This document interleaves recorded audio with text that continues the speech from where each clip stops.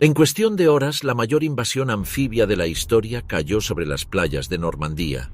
Más de 150.000 soldados aliados avanzaron bajo un fuego constante que convirtió la arena en un campo de muerte. Para los defensores alemanes, cada minuto era una lucha desesperada por contener lo imposible. Las fortificaciones del muro atlántico fueron superadas a sangre y fuego.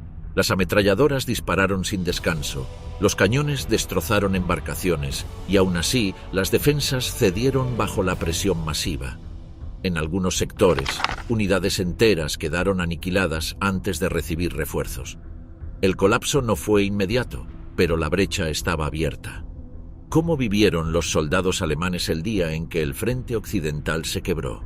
¿Qué significó enfrentarse a una fuerza tan descomunal? ¿Por qué, pese a la preparación, la defensa fue insuficiente? En las semanas previas al 6 de junio de 1944, las fortificaciones alemanas en Omaha Beach funcionaban como compartimentos cerrados donde cada hombre cumplía un papel predefinido. Los llamados Widerstandsnest, nidos de resistencia concebidos para detener cualquier intento de invasión, se mantenían activos mediante rutinas de observación, mantenimiento de armamento y una espera que parecía no tener fin. Eran estructuras levantadas por la organización Todd con mano de obra forzada, reforzadas con hormigón armado y diseñadas para resistir el impacto directo de artillería y bombardeo naval. El acceso a cada refugio estaba cuidadosamente planificado. Los muros en ángulo reducían la vulnerabilidad ante explosiones y el interior se organizaba en espacios estrechos, donde literas metálicas fijadas a la pared se distribuían en 2 niveles. Un solo compartimento podía alojar a más de una decena de hombres, aunque con frecuencia las cifras superaban el límite previsto cuando llegaban destacamentos adicionales desde sectores vecinos. La composición del personal reflejaba el estado del ejército alemán en aquel momento. Reclutas de apenas 18 años compartían la estrechez de las literas con veteranos que habían pasado por el frente oriental. El caso del Widerstandsnest 62 ilustraba bien esa mezcla. Jóvenes recién incorporados coincidían con hombres que traían consigo la experiencia del combate contra la artillería soviética. El armamento disponible seguía un patrón definido: fusiles Karabiner, pistolas Walter, granadas de mano Stillhandgranate y ametralladoras Maschinengewehr de los modelos 34 y 42 constituían la base de la defensa. En algunos emplazamientos aún se utilizaban piezas heredadas de la Gran Guerra, como la Maschinengewehr 08, refrigerada por agua y de funcionamiento más complejo, pero todavía útil como recurso suplementario cuando la munición escaseaba. El almacenamiento se resolvía mediante nichos excavados en las paredes. Las cajas metálicas de munición se apilaban con rigor, mientras los fusiles descansaban en soportes de madera fabricados por los propios soldados. La falta de espacio era evidente, con pasillos saturados de sacos de arena, cajas de suministros y bidones de combustible. El aire estaba cargado de humedad, mezclado con el olor a queroseno de las lámparas y a ropa que rara vez lograba secarse. Las raciones seguían el estándar de la Wehrmacht: pan negro endurecido por el almacenamiento prolongado, conservas de carne de calidad irregular y sucedáneos de café a base de cereales tostados constituían la dieta básica. Cuando era posible, los soldados recurrían al intercambio con la población local para obtener alimentos frescos, ofreciendo cigarrillos, combustible o piezas metálicas a cambio de huevos, mantequilla o vino barato. La vida diaria se reducía a tareas repetitivas que mantenían la disciplina. La limpieza de armas ocupaba varias horas, tanto por necesidad operativa como por la función de llenar un tiempo marcado por la espera. Las cartas dirigidas a las familias se escribían con frecuencia, aunque la censura militar retrasaba el envío. Las patrullas se organizaban en intervalos regulares para comprobar trincheras y obstáculos, reforzando la sensación de vigilancia permanente. Cada nido contaba con un puesto de observación esencial para coordinar fuego. En Omaha, la conexión con las baterías de 75 y 88 milímetros situadas en el interior se mantenía por teléfono de campaña. El observador, protegido en un pequeño búnker con aberturas reducidas, utilizaba binoculares y telémetros para calcular distancias y anotaba los datos en mapas plastificados resistentes a la humedad.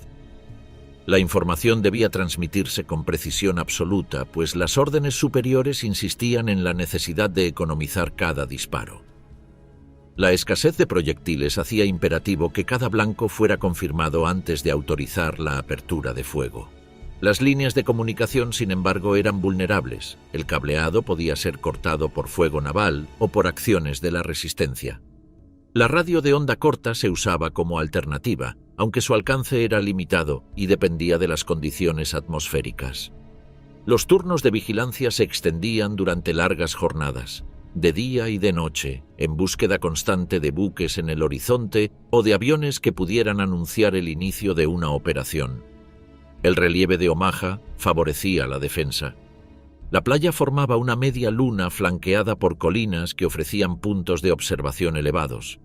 Desde esas alturas, los campos de tiro cubrían prácticamente toda la franja de arena. El acceso denominado D1 en Vierville-sur-Mer estaba protegido por el Widerstandsnest 71, con ametralladoras dispuestas en posiciones superpuestas capaces de concentrar fuego sobre cualquier vehículo o tropa que intentara avanzar. El objetivo era impedir a toda costa que los aliados establecieran una cabeza de playa operativa. En la zona centroeste, los Widerstandsnest 60 y 62 ampliaban la cobertura defensiva.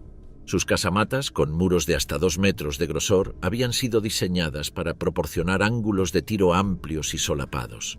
Cada sector estaba pensado para apoyar a los adyacentes, creando una red de fuego cruzado que hacía de la playa un espacio letalmente expuesto. El ascenso natural del terreno hacia el interior aumentaba la eficacia de las armas automáticas, obligando a cualquier atacante a avanzar en campo abierto y bajo constante observación. La red de trincheras completaba el sistema. Excavadas durante meses, unían los diferentes nidos y permitían desplazamientos relativamente seguros. Revestidas con tablones o sacos de arena, servían también como drenaje parcial, aunque en invierno el agua estancada las convertía en focos insalubres. Los Tobruks añadían un elemento adicional a la defensa. Estas estructuras pequeñas, con abertura circular en la parte superior, servían para emplazar ametralladoras ligeras, morteros o torretas de tanques reutilizadas. Su función era cubrir los ángulos muertos del sistema principal y reforzar la seguridad perimetral. El Widerstandsnest 60 contaba con un ejemplo de este tipo, adaptado para el disparo de mortero con compartimentos de almacenamiento incorporados en las paredes de hormigón. Los almacenes de munición estaban disimulados dentro de trincheras o anexos subterráneos. Sistemas de ventilación reducían el riesgo de explosión accidental. Su ubicación equilibraba cercanía para el reabastecimiento con la necesidad de protección ante impactos de artillería naval. El hormigón de las casamatas conservaba las huellas de la construcción apresurada, marcas de encofrado visibles en las paredes interiores y fisuras provocadas por humedad y salitre. Eran señales del paso del tiempo en estructuras pensadas para resistir, pero expuestas a la erosión constante del mar. Desde el Widerstandsnest 60, la visión ofrecía un panorama completo de los obstáculos dispuestos en la franja intermareal: erizos checos de acero, estacas con cargas explosivas y redes de alambre de espino se extendían a lo largo de la arena. Su función era retrasar y canalizar cualquier intento de avance, ganando tiempo para que las armas automáticas y la artillería abrieran fuego con eficacia. Durante aquellas semanas, los observadores registraban un horizonte aparentemente tranquilo. Solo la presencia inmutable de los obstáculos y las guardias incesantes recordaban que la calma era provisional. El desembarco no se había producido aún, pero cada soldado sabía que la llegada era cuestión de tiempo y que cuando ocurriera, todo el sistema defensivo sería puesto a prueba sin margen de error. En la madrugada del 6 de junio de 1944, la vigilancia rutinaria sobre la costa normanda se transformó en el inicio de la operación anfibia más extensa de la guerra. En un puesto de observación de la División de Infantería 352, el mayor Werner Pluskat se encontraba siguiendo con atención la línea del horizonte cuando la niebla comenzó a disiparse. Poco después de las 5, la visión se aclaró lo suficiente para revelar una armada que se extendía más allá de lo imaginable. Eran buques de guerra, transportes de tropas, lanchas de desembarco y embarcaciones de apoyo que cubrían el canal hasta donde la vista alcanzaba. Durante la noche, Pluscat había permanecido en vela, inquieto por los informes sobre movimientos aéreos irregulares y la posible presencia de paracaidistas en zonas dispersas de Normandía. Al confirmar lo que veía a través de sus binoculares, recurrió de inmediato al teléfono de campaña para informar al coronel Kreis, comandante de la división. Sin embargo, las comunicaciones resultaban inestables. Varias líneas habían sido dañadas por los bombardeos previos y el flujo de órdenes llegaba con retraso o quedaba interrumpido. Esta situación favoreció la confusión, pues mientras algunos mandos locales comprendían la magnitud del ataque, otros lo interpretaban todavía como un engaño destinado a desviar la atención del verdadero punto de desembarco. El protocolo establecido por el alto mando alemán indicaba que, ante la confirmación de un movimiento naval de gran escala, debía activarse de inmediato la cadena de fuego de artillería costera. Los observadores avanzados debían transmitir coordenadas precisas a las baterías situadas en el interior para dirigir contra ellas las primeras descargas. El fuego alemán comenzó poco después de las 5:30, concentrado principalmente sobre las embarcaciones de menor calado que se aproximaban hacia la playa, ya que los cañones no podían alcanzar a los buques de mayor tamaño que se mantenían a distancia. Al mismo tiempo, las defensas alemanas quedaron sometidas al bombardeo naval y aéreo aliado. Desde acorazados y cruceros, proyectiles de gran calibre impactaban sobre los acantilados y fortificaciones, levantando columnas de arena y roca que descendían sobre las posiciones. El estruendo era continuo y las vibraciones atravesaban las paredes de hormigón armado. En el interior de los refugios, los soldados debían permanecer tendidos en el suelo, con cascos ajustados y armas a mano, incapaces de comunicarse entre ellos debido al ruido. Las órdenes recibidas eran claras: resistir bajo cubierta hasta que llegara el momento de abrir fuego contra las tropas de desembarco. El bombardeo aéreo acompañaba al naval. Oleadas de aviones aliados descargaban bombas sobre carreteras, campos y puntos de concentración de vehículos. El objetivo era interrumpir cualquier refuerzo desde el interior y aislar el frente costero. La costa quedó cubierta por columnas de humo oscuro que dificultaban la observación y aumentaban la desorientación de las guarniciones. Incluso soldados veteranos reconocieron más tarde que la intensidad de aquel ataque inicial superaba en violencia lo que habían experimentado en otros frentes. Las consecuencias tácticas del bombardeo fueron desiguales. Aunque las trincheras y posiciones descubiertas sufrieron daños severos y muchas líneas de comunicación quedaron destruidas, las casamatas principales mantuvieron su integridad estructural. Las marcas visibles en el hormigón demostraban los impactos sufridos, pero en numerosos casos las armas emplazadas seguían operativas. El fuego naval, aunque devastador a gran distancia, mostraba limitaciones técnicas cuando debía golpear objetivos pequeños y fortificados desde varios kilómetros mar adentro. El oleaje, las condiciones atmosféricas y la nube de polvo levantada complicaban la corrección de tiro. En consecuencia, muchas posiciones clave permanecieron activas incluso tras horas de bombardeo. La neutralización más efectiva llegó más tarde, cuando tanques aliados alcanzaron la playa y pudieron disparar directamente contra las aberturas de las casamatas. Ingenieros de combate aliados colocaron cargas explosivas en puntos vulnerables, logrando finalmente inutilizar los nidos más resistentes. El contraste entre la expectativa inicial sobre el poder destructivo del fuego naval y la realidad vivida en las posiciones de Omaha mostró que las fortificaciones de hormigón armado seguían ofreciendo una resistencia notable. Aún así, el efecto inmediato del bombardeo no fue menor. Las guarniciones se vieron obligadas a permanecer bajo cubierta, incapaces de observar los movimientos iniciales de los aliados ni de preparar una respuesta coordinada. El impacto sobre las comunicaciones fue especialmente severo. Numerosos teléfonos de campaña quedaron inutilizados y las transmisiones de radio se interrumpieron. En la práctica, las posiciones costeras quedaron aisladas entre sí y de sus mandos, lo que dificultó la toma de decisiones en un momento crítico. Antes incluso de que amaneciera, los indicios ya señalaban que algo excepcional estaba ocurriendo. Durante la noche se habían reportado lanzamientos de paracaidistas en diferentes sectores de Normandía. Muchos informes resultaron confusos. Algunos hablaban de pequeñas unidades, otros de grupos numerosos, y no quedaba claro si su objetivo era sabotear infraestructuras, cortar comunicaciones o preparar puntos de enlace para el desembarco. La dispersión de estos aterrizajes contribuyó a aumentar la incertidumbre.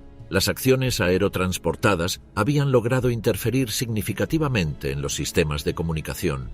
Varios tramos de cableado quedaron cortados y estaciones de transmisión fueron neutralizadas.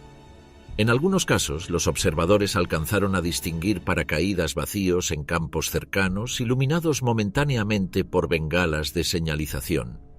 Estas imágenes aisladas reforzaban la impresión de que la invasión se desarrollaba simultáneamente en múltiples puntos, sin una línea clara que permitiera discernir la dirección principal del ataque. En medio de esa confusión, las órdenes que circularon entre las guarniciones resultaron contradictorias. Algunos oficiales sostenían que el despliegue naval podía ser un engaño destinado a desviar fuerzas alemanas de otra zona de desembarco. Esa interpretación retrasó la movilización de reservas y la activación plena de los protocolos de defensa. Otros mandos insistían en que la concentración de medios indicaba un esfuerzo principal y que todas las armas debían estar listas para abrir fuego. La falta de consenso derivó en una respuesta fragmentada en el momento de mayor necesidad. En los minutos previos al amanecer, el zumbido constante de los aviones sobrevolando la costa y las explosiones lejanas en campos y carreteras reforzaban la tensión. Las líneas telefónicas emitían chasquidos intermitentes antes de quedar en silencio definitivo. La confusión se extendía entre rumores y mensajes incompletos. Solo con la luz del día, al disiparse la bruma, quedó expuesta la magnitud real de la flota aliada aproximándose a la costa de Normandía. Lo que hasta entonces habían sido señales dispersas e informes contradictorios se revelaba ahora como el inicio de la operación que pondría a prueba todo el sistema defensivo construido durante años. En la mañana del 6 de junio de 1944, el Widerstandsnest 62 se convirtió en el epicentro de la resistencia alemana en Omaha Beach. Ubicado sobre la pendiente que dominaba los sectores que los aliados habían designado como Easy Red y Fox Green, el emplazamiento controlaba visualmente una franja extensa de costa. Desde allí, la posición podía desplegar fuego cruzado sobre la arena con ametralladoras Maschinengewehr 42, que alcanzaban una cadencia superior a cualquier otra arma ligera de la época, junto con cañones anticarro de 75 milímetros dispuestos para abrir fuego tanto contra embarcaciones como contra vehículos anfibios y blindados que alcanzaran la orilla. La concepción táctica del nido no consistía en disparar directamente hacia el mar abierto, sino en establecer campos de tiro que atravesaran lateralmente la playa. Esta disposición permitía que las ráfagas de las ametralladoras barrieran de un extremo a otro las franjas de arena, eliminando cualquier espacio seguro para las oleadas que intentaran avanzar. Los ingenieros alemanes habían calculado cuidadosamente cada ángulo, de modo que los sectores de fuego del Widerstandsnest 62 se superpusieran con los de otras posiciones cercanas, incrementando de manera exponencial la densidad de proyectiles sobre cada punto de la costa. La preparación material era constante. Las cajas metálicas con munición de ametralladora se apilaban en pasadizos interiores y trincheras de acceso inmediato. Los sirvientes de las armas recibían la instrucción de disparar en ráfagas breves para evitar que los cañones se sobrecalentaran, aunque la presión del ataque llevó a muchos operadores a exceder deliberadamente esa recomendación. Para prolongar la operatividad de las armas, cada dotación disponía de cañones de repuesto que se reemplazaban en rotaciones rápidas, empleando guantes gruesos para manipular tubos incandescentes que podían causar quemaduras al contacto. El sistema defensivo dependía también de la coordinación entre armas automáticas, cañones anticarro y artillería situada más al interior. Los observadores designados transmitían correcciones de tiro para que las piezas de retaguardia ajustaran su fuego contra embarcaciones y agrupaciones de tropas. Sin embargo, esa coordinación se debilitó rápidamente conforme las líneas telefónicas quedaron inutilizadas por bombardeos y por acciones de sabotaje realizadas durante la noche por unidades aerotransportadas enemigas. A las 6:30 de la mañana, las primeras oleadas de infantería estadounidense desembarcaron frente a los sectores controlados por el Waterstone's Nest 62. Los defensores observaron cómo columnas densas de soldados surgían del agua, avanzando entre obstáculos y humo. De inmediato, las ametralladoras abrieron fuego, barriendo de manera sistemática la arena.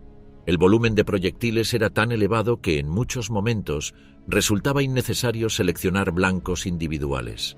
El objetivo era mantener un flujo ininterrumpido de disparos que impidiera cualquier progreso.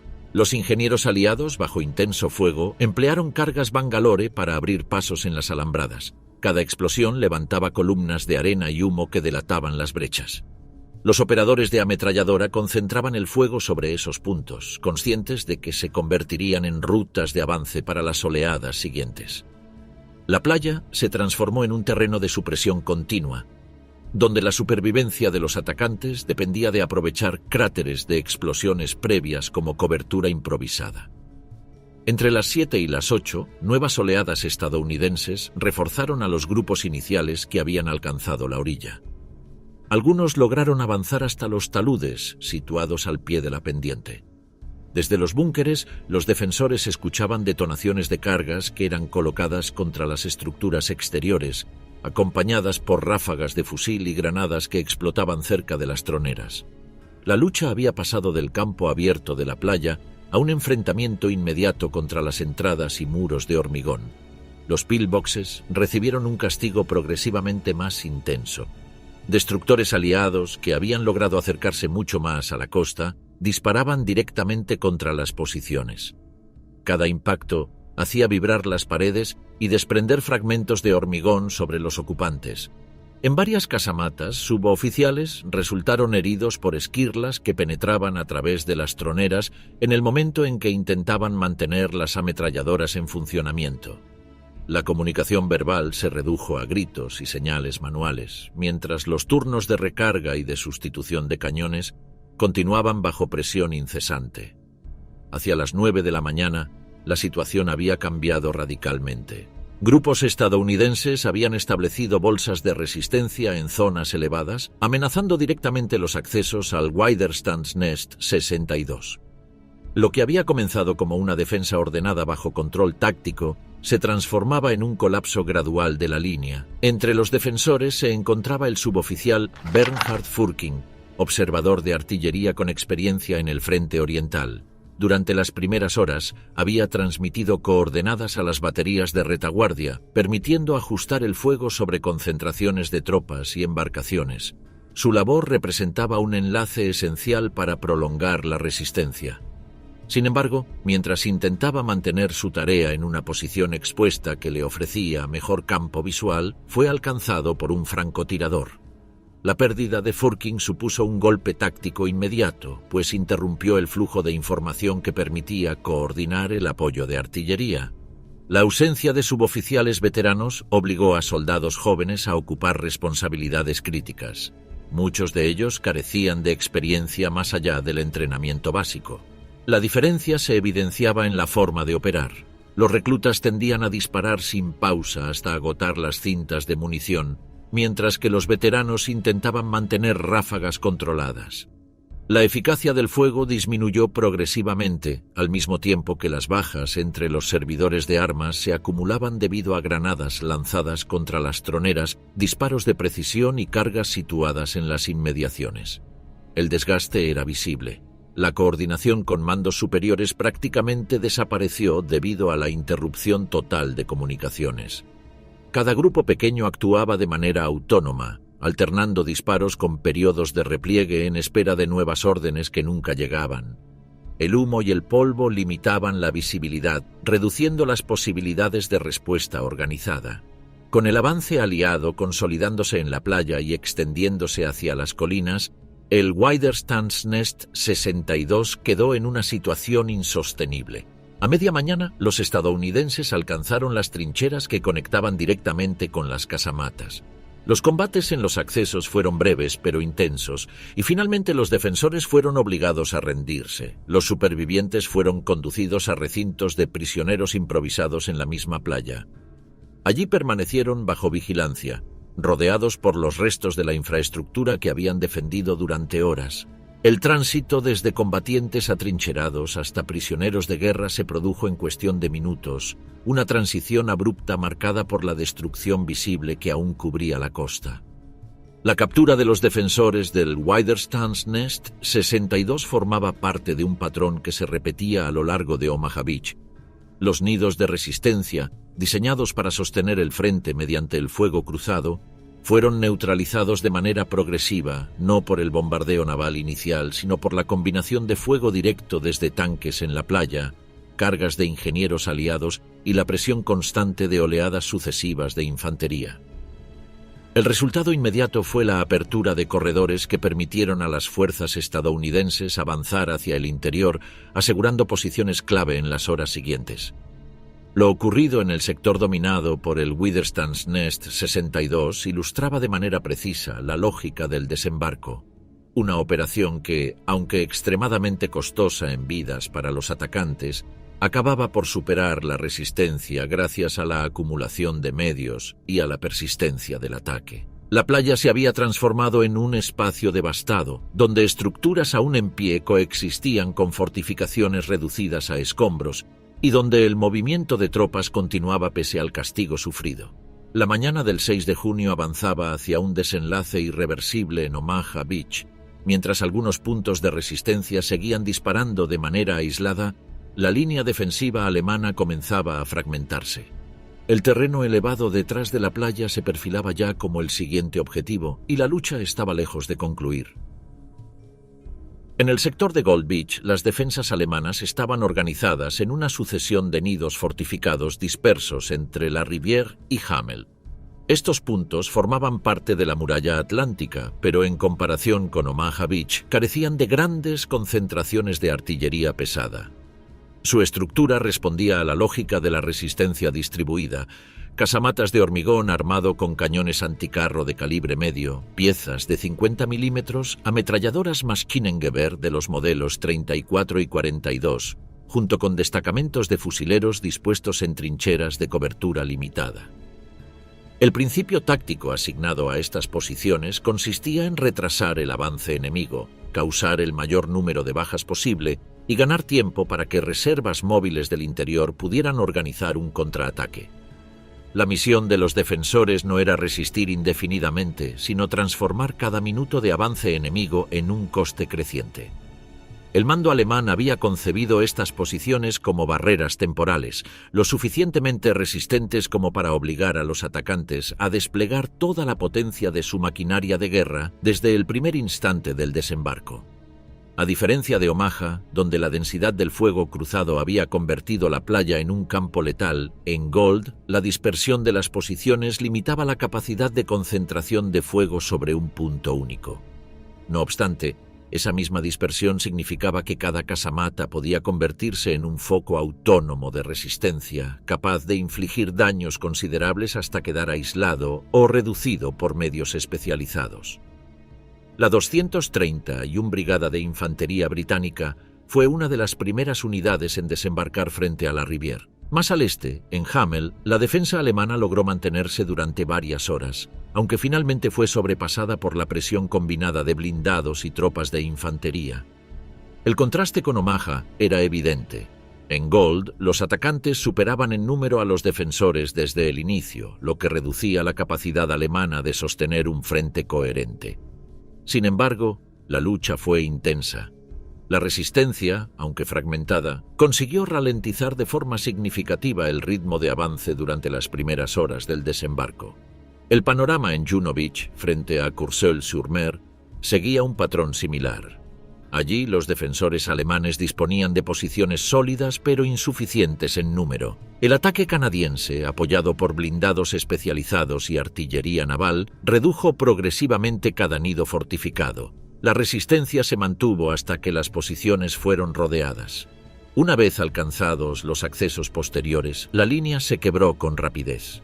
Lo ocurrido en Juno reflejaba el límite de un sistema defensivo que, aunque técnicamente sólido en diseño, carecía de los efectivos suficientes para sostenerse frente a la magnitud del ataque. En la Rivière y Hamel, los combates se desarrollaron en espacios extremadamente reducidos. Las casamatas, concebidas para detener momentáneamente a los invasores, quedaron rápidamente rodeadas, sin posibilidad de retirada organizada ni de recibir refuerzos. Desde la perspectiva de los defensores, el desconcierto aumentó con la aparición de tanques anfibios DD británicos.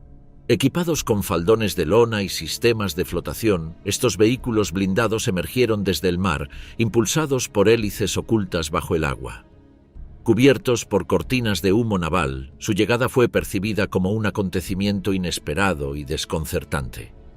Para los soldados alemanes que observaban desde las rendijas de hormigón, la imagen de blindados avanzando directamente desde las olas contradecía por completo las expectativas sobre la naturaleza del desembarco. Inmediatamente después de estos blindados, desembarcó la infantería británica, coordinando sus movimientos con los tanques. La cooperación táctica permitió abrir brechas en las defensas alemanas mediante fuego directo concentrado sobre las casamatas. Los proyectiles de alto explosivo, disparados a corta distancia contra troneras y entradas, mostraron una capacidad destructiva que superaba lo que los ingenieros alemanes habían previsto al calcular la resistencia de sus fortificaciones. El humo desempeñó un papel esencial en este sector. Generado tanto por buques de guerra como por dispositivos portátiles, cubría amplias franjas de la playa. Para los defensores alemanes, esto significaba intervalos de completa incertidumbre, largas fases en las que el campo visual quedaba bloqueado, seguidas por irrupciones súbitas de grupos de infantería que aparecían a escasos metros de distancia. Esa sucesión de visibilidad nula y ataques inmediatos dificultaba cualquier intento de mantener un fuego continuo y coordinado. El desconcierto táctico se amplificó por la simultaneidad de ataques en varios puntos. La infantería británica avanzaba en diferentes direcciones, obligando a los defensores a dividir recursos y atención. Cada casamata debía sostenerse por sí misma, enfrentándose en soledad a blindados, fuego de artillería y asaltos de infantería apoyados por armas especializadas. En la Rivière, los británicos emplearon lanzallamas portátiles contra los accesos de los búnkeres. El uso de esta arma no era nuevo, pero su aplicación directa sobre las posiciones costeras sorprendió a los defensores. Los chorros de combustible ardiente proyectados contra entradas y troneras no solo provocaban daños inmediatos, sino que creaban un efecto táctico devastador. Cualquier intento de sostener la posición bajo esas condiciones se volvía prácticamente imposible. En un caso documentado, soldados alemanes intentaron responder lanzando recipientes con combustible encendido para crear una barrera de fuego exterior. La maniobra, sin embargo, resultó insuficiente frente a la presión aliada y el asalto prosiguió con rapidez. Los defensores se enfrentaban a un dilema crucial. Permanecer en el interior de las estructuras ofrecía protección relativa frente al fuego a distancia, pero aumentaba la vulnerabilidad frente a ataques directos con cargas explosivas, lanzallamas y granadas. Replegarse hacia trincheras o posiciones interiores, por otro lado, implicaba renunciar a la protección del hormigón y exponerse al fuego de armas automáticas en campo abierto. En la mayoría de los casos, la decisión fue resistir en el interior hasta que la infantería británica alcanzó los accesos. El contacto final se produjo en pasadizos estrechos y cámaras reducidas. Allí, el combate consistió en explosiones de granadas, ráfagas cortas de fusil y enfrentamientos a distancias mínimas. La superioridad numérica británica, combinada con la disponibilidad de armas adaptadas para combate en espacios cerrados, determinó el desenlace en pocos minutos. Una defensa que había tardado meses en prepararse quedó neutralizada en cuestión de horas. La irrupción de soldados británicos, cubiertos de arena húmeda y ennegrecidos por el humo, contrastaba con la imagen de calma rutinaria que los defensores habían experimentado durante meses de vigilancia. La amenaza, que había sido contemplada como posibilidad abstracta durante la construcción de fortificaciones, se materializaba en forma de combatientes avanzando entre humo y fuego, con fusiles automáticos y lanzallamas en mano. Para los defensores, el tránsito de la espera a la confrontación directa fue abrupto e irreversible. Los combates en Gold y Juno Beach mostraron un patrón recurrente. Posiciones diseñadas para ralentizar y desorganizar al enemigo fueron superadas una tras otra mediante la combinación de blindados, artillería naval e infantería especializada. Cada casamata aislada podía infligir bajas, pero no detener el avance. A medida que los británicos y canadienses consolidaban sus cabezas de playa, las guarniciones alemanas que sobrevivían eran obligadas a rendirse o quedaban destruidas. En los sectores de Gold y Juno Beach, los defensores alemanes recurrieron a un ingenio concebido como solución técnica frente a la inmovilidad de la muralla atlántica, el Goliath. Era un vehículo teledirigido de pequeñas dimensiones, con orugas metálicas y una caja blindada de perfil bajo. Su apariencia recordaba a un tanque en miniatura, diseñado para transportar explosivos de alta potencia y dirigirse contra concentraciones de tropas, blindados o fortificaciones temporales. El control del Goliath se realizaba mediante un cable blindado conectado directamente al operador, que solía manejarlo desde una trinchera o un búnker. El sistema de dirección era rudimentario, limitado a palancas que permitían avanzar, retroceder y girar en ambas direcciones. La autonomía del aparato dependía estrictamente de la longitud del cable, que rara vez superaba unos cientos de metros, lo que restringía severamente su radio de acción. Cada vehículo podía transportar una carga explosiva suficiente para destruir un carro de combate medio o causar bajas significativas en grupos de infantería. En teoría, el dispositivo ofrecía a los defensores una manera de infligir daños sin exponerse directamente al fuego enemigo. Sin embargo, su aplicación práctica durante el desembarco mostró sus debilidades. El cable era extremadamente vulnerable y podía ser cortado por fuego de artillería o por simples disparos de fusil, dejando al vehículo inmóvil en plena trayectoria. El terreno irregular de las playas, con arena blanda, cráteres y obstáculos antidesembarco, complicaba aún más su avance. A esto se sumaba su baja velocidad, que lo convertía en un blanco fácil para la infantería aliada. Algunos operadores lograron guiar con éxito estos ingenios hasta un tanque anfibio o una concentración de soldados donde la explosión causó efectos devastadores. Pero la mayoría de los intentos terminaron en fracaso. Vehículos atascados, cables seccionados o destrucción prematura por disparos enemigos. La efectividad global resultó muy inferior a las expectativas de los mandos alemanes, que habían apostado por esta tecnología como elemento decisivo de la defensa. Cornelius Taba, ingeniero militar alemán destinado a una de las unidades encargadas de los Goliath, recordaba que el cable de su vehículo se rompió tras recorrer apenas unos metros. Su aparato quedó inmóvil en la arena y no llegó a cumplir ninguna función. Años después, explicaba que el arma había sido presentada como una herramienta crucial para contener la invasión, pero en la práctica resultó inservible en la mayoría de los casos. Su testimonio resume el contraste entre la idea de innovación tecnológica y la realidad de un dispositivo incapaz de alterar el curso de la batalla. Mientras los alemanes experimentaban con este recurso limitado, los británicos desplegaron un arma concebida expresamente para neutralizar fortificaciones de hormigón, el Churchill Crocodile. Se trataba de una variante del tanque Churchill, equipada con un remolque blindado lleno de combustible inflamable y un lanzallamas de largo alcance. Su capacidad era clara: proyectar un chorro de fuego líquido a más de 100 de metros, capaz de penetrar en entradas, troneras y conductos de ventilación. El procedimiento de empleo era directo. El Crocodile se aproximaba a la fortificación, liberaba una descarga sostenida de combustible ardiendo y forzaba la rendición inmediata o la destrucción total de la posición.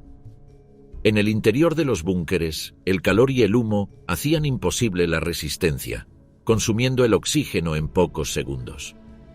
El impacto en los defensores fue inmediato. Soldados atrincherados que habían soportado bombardeos y asaltos de infantería se rendían al ver acercarse al Crocodile, conscientes de que no existía forma de detenerlo. Otros permanecían en el interior y eran alcanzados directamente por el fuego.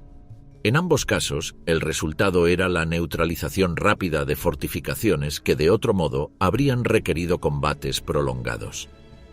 El Crocodile fue empleado de manera sistemática en Gold y Juno Beach contra posiciones que mantenían fuego tras los bombardeos iniciales. Su combinación de blindaje y capacidad ofensiva lo convirtió en un recurso de asalto especializado que reducía considerablemente el tiempo y las bajas necesarias para asegurar cada punto fuerte. El contraste entre ambos ingenios era evidente. El Goliath representaba la esperanza alemana en un dispositivo pequeño, económico y operado a distancia, pero cuya eficacia dependía de condiciones ideales que rara vez se dieron en Normandía. El Crocodile, en cambio, era un producto de la industria británica planificado para una tarea precisa: eliminar fortificaciones de hormigón. En el día D, el primero se mostró ineficaz, el segundo resultó determinante. Más allá de la comparación tecnológica, los combates en Gold y Juno se resolvieron también en espacios reducidos de trincheras y pasajes subterráneos. Tras los bombardeos y los asaltos iniciales, las tropas británicas y canadienses penetraron en los corredores internos de los nidos alemanes. Allí, las armas largas perdían utilidad y el combate se resolvía con pistolas, granadas y bayonetas. Los defensores intentaban bloquear accesos con ráfagas cortas, pero los atacantes respondían lanzando granadas antes de irrumpir. En más de un caso, la intervención de un Crocodile proyectando fuego en los accesos concluyó definitivamente la resistencia. Los testimonios posteriores coincidían en señalar que, dentro de esos túneles, el calor, el humo y los escombros hacían imposible distinguir con claridad entre atacantes y defensores. Los enfrentamientos duraban pocos minutos y terminaban con la rendición o aniquilación de la guarnición. La experiencia de estos combates dejó una enseñanza clara: la defensa estática, incluso apoyada en fortificaciones sólidas, no podía sostenerse frente a armas especializadas y ataques coordinados. Los alemanes habían confiado en un ingenio frágil que rara vez funcionaba. Los británicos aplicaron un blindado diseñado para la tarea concreta de abrir paso. La diferencia entre improvisación y planificación se tradujo en resultados inmediatos sobre el terreno. El día D en Gold y Juno Beach mostró que la innovación técnica por sí sola no bastaba para cambiar el desenlace de una operación de tal magnitud. Los Goliath, con todas sus limitaciones, apenas influyeron en el curso de los acontecimientos. Los Crocodile, en cambio, facilitaron la apertura de corredores hacia el interior, donde la batalla continuaría con blindados, artillería y divisiones completas en movimiento. La madrugada del 6 de junio de 1944, mientras las defensas costeras se enfrentaban al fuego naval y aéreo de los aliados, la estructura de mando alemana mostraba su mayor debilidad: la centralización extrema de las decisiones. Adolf Hitler mantenía el control personal sobre el empleo de las divisiones acorazadas, la reserva estratégica fundamental del frente occidental. Esa concentración de poder significaba que, incluso frente a la evidencia de un desembarco masivo, los comandantes en Normandía carecían de autoridad para movilizar sus unidades blindadas sin autorización directa desde Berlín. El general Alfred Jodl, jefe del Estado Mayor de Operaciones, recibió en las primeras horas los informes de desembarcos y actividad aérea intensa. Sin embargo, la convicción previa de que el ataque principal ocurriría en el Pas de Calais generó dudas sobre la importancia real de lo que se desarrollaba en Normandía. Despertar a Hitler sin una confirmación absoluta era considerado riesgoso. Se temía provocar una reacción desproporcionada, como había sucedido en alarmas anteriores. La orden tácita en Berlín era clara: no interrumpir el descanso del Führer hasta contar con pruebas irrefutables. Mientras tanto, el mariscal de campo Gerd von Rundstedt, al mando del frente occidental, pedía con insistencia liberar las divisiones acorazadas disponibles para atacar a los invasores antes de que consolidaran posiciones en tierra.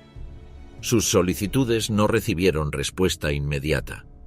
Cuando Hitler finalmente autorizó movimientos de reserva, las horas críticas de la mañana ya habían pasado, y los aliados habían establecido cabezas de playa con refuerzos en continuo desembarco. La 21ª División Panzer, ubicada cerca de Caen, estaba destinada a intervenir con rapidez en caso de ataque.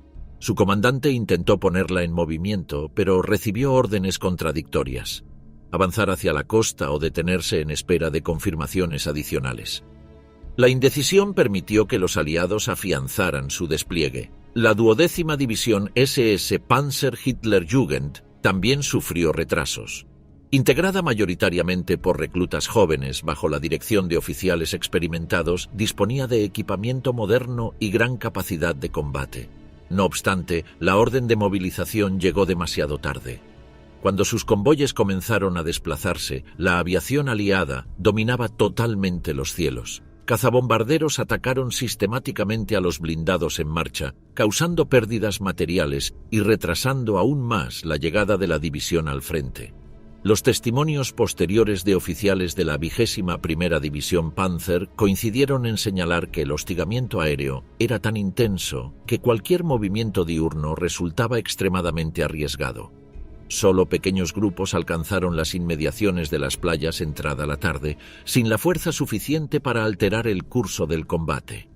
Los contraataques alemanes quedaron reducidos a acciones dispersas e insuficientes para revertir el avance aliado.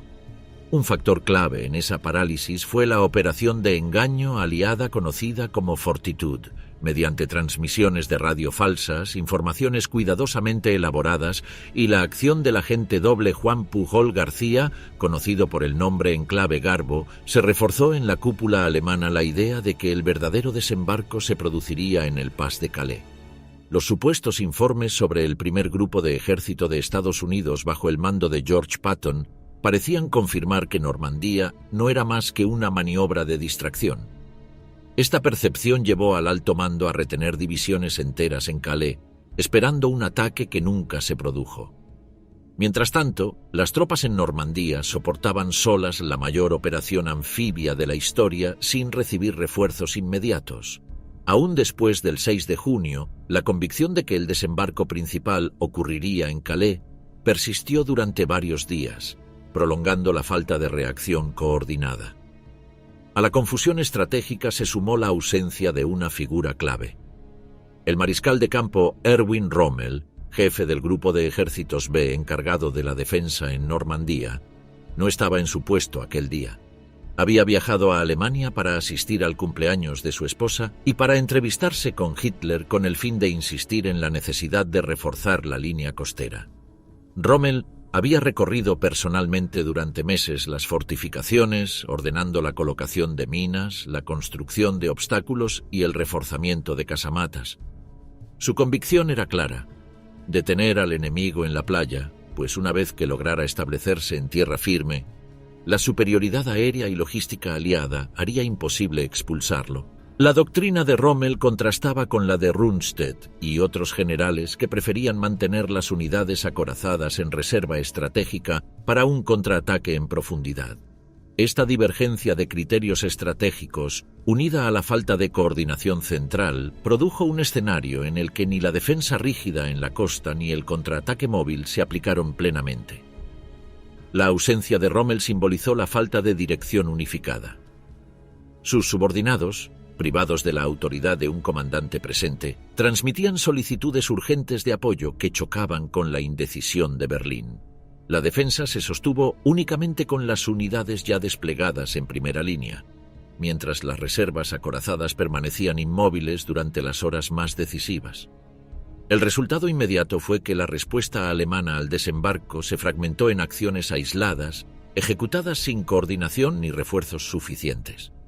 La operación Fortitude había logrado su propósito: cegar al mando alemán y mantenerlo convencido de que lo ocurrido en Normandía era secundario. La centralización del poder de decisión en Hitler y la falta de liderazgo presente en el frente impidieron que las divisiones acorazadas se emplearan con la rapidez y contundencia necesarias. El 6 de junio quedó marcado por esta ceguera en la cúpula. Mientras en las playas se libraba el combate más intenso de la guerra en el oeste, las reservas alemanas permanecían en espera de órdenes que llegaban tarde. Para cuando se autorizó su despliegue, las cabezas de playa ya eran irreversibles. El enfrentamiento inmediato se había perdido, y la batalla por el interior de Normandía apenas comenzaba.